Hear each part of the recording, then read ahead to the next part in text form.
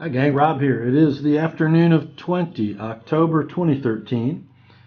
Got a little knife review for you today, at least an overview or a look. This particular knife is in for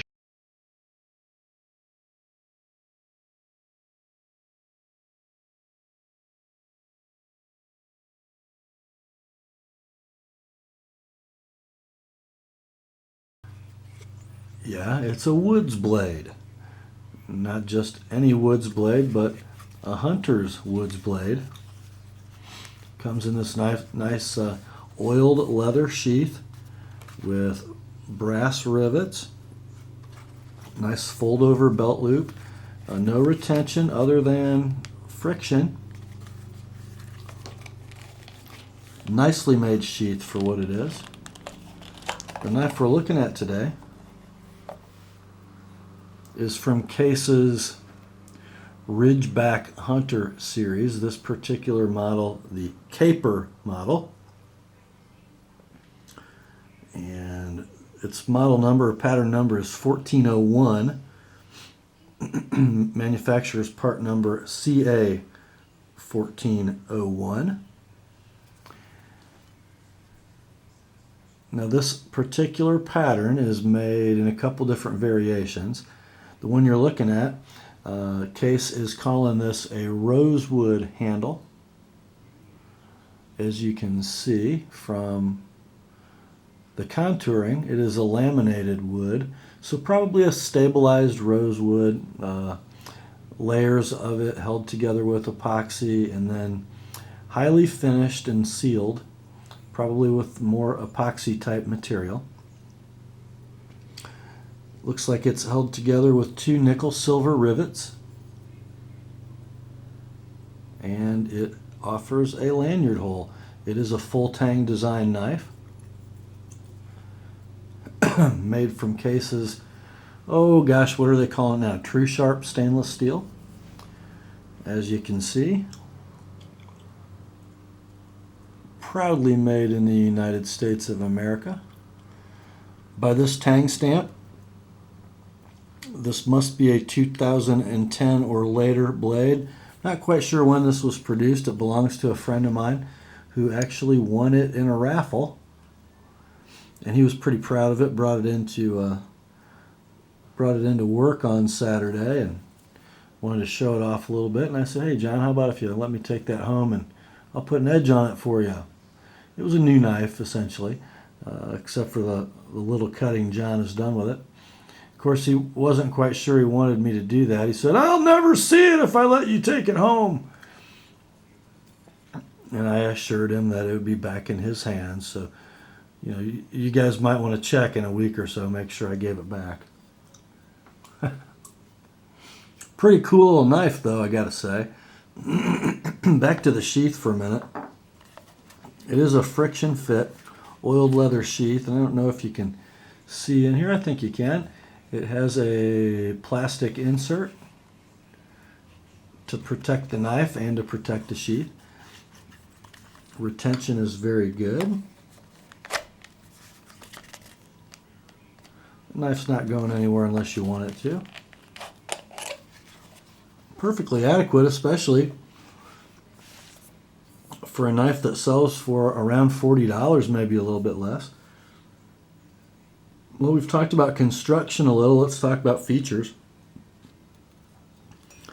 The blade shape is a really nice drop point with a hollow grind and a lot of sweep or belly, and it is called the Caper model of the Ridgeback series.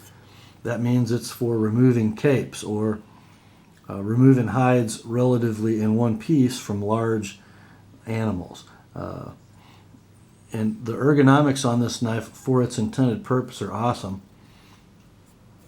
You've got your standard saber grip that you might use for large sections where you're pulling hide away and cutting through the membranes of fat and sinew to get that hide loose. You can come up into this forward finger choil in one of two grips, actually one of three. You can stay back on the thumb ramp. You can come into this swale with your thumb, or all the way forward onto this little run of jimping for some really fine work. Just a great design on the handle and on the spine of the blade for its intended purpose. Blade stock appears to be 1/8 of an inch. And then, of course, hollow ground from about 2/3 of the breadth of the blade down. And pretty thinly ground behind the edge. I probably could have taken this a little thinner if it was going to be used as a skinner, which it won't. It'll be a utility blade for John. So this has got my standard 15 degree per side secondary bevel with a 20 degree or probably 19 degree micro to let him resharpen on crock sticks or a sharp maker at 20 degrees per side relatively easily. And this steel lends itself to resharpening. You know, clearly a field steel. Corrosion resistant, takes a pretty wickedly keen edge, but very easy to resharpen. Probably not going to hang on to that edge very long, but with a relatively rudimentary field sharpening system, you can get this thing back to hair popping sharp in no time at all, especially if it was ground to facilitate that by the sharpener, which I tried to do for John. He's probably going to use this to open mail and cut some cardboard more than anything. But really for him, probably more of a Sunday go-to-meeting knife. John's from a small town north of where I live, and this is kind of a dress-up knife for him.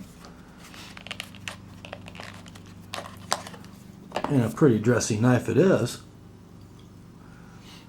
Let's take a look at the quality of construction, and frankly, there's a reason this is a $40 knife. Not that it's poorly designed or executed in its blade and its cutting capability, not at all. But if you notice the finishing on the tang isn't the best, especially on the underside of the handle. And there's a pretty good step between the blade tang and the wooden scales. I don't think there's a lot of finishing done after assembly on this knife. Now, as we get to the more visible parts, basically from here around, a nice polish on the exposed blade tang until we get to right here, and now we lose our polish again, and there's kind of a noticeable line of demarcation here. I don't know if the camera will pick that up. There it is. Kind of odd. It's almost like the polishing process or the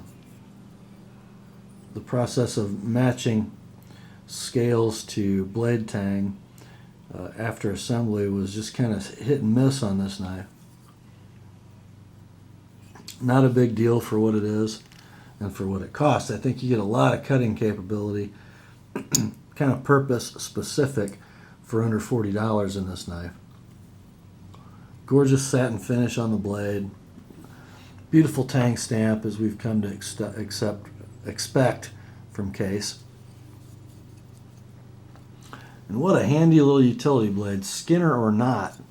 You know, if you're into carrying fixed blades for EDC, you know, this 8-inch total length knife with a 3.5-inch blade wouldn't be a bad choice if you can, you know, if you're in an environment where having something that large dangling from your hip isn't offensive to anybody.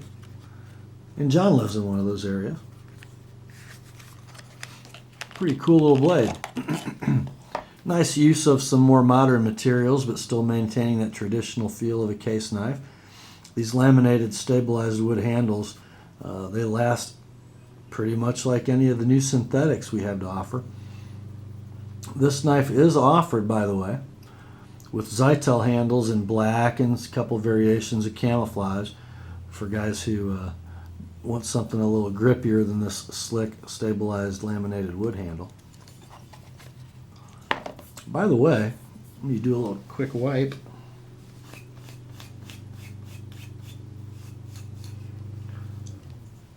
Check out the polish that edge took.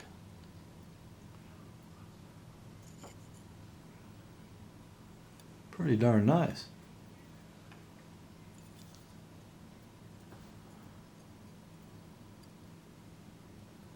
It's a grabber. Just thought you guys would like to see this today. Old company, great company. Still producing a whole lot of value for your dollar in an American-made piece of cutlery. That's all for today, guys. So grace to you and peace from God our Father and the Lord Jesus Christ. And remember, the Word and John's Case Ridgeback Caper are sharp. Have a good day.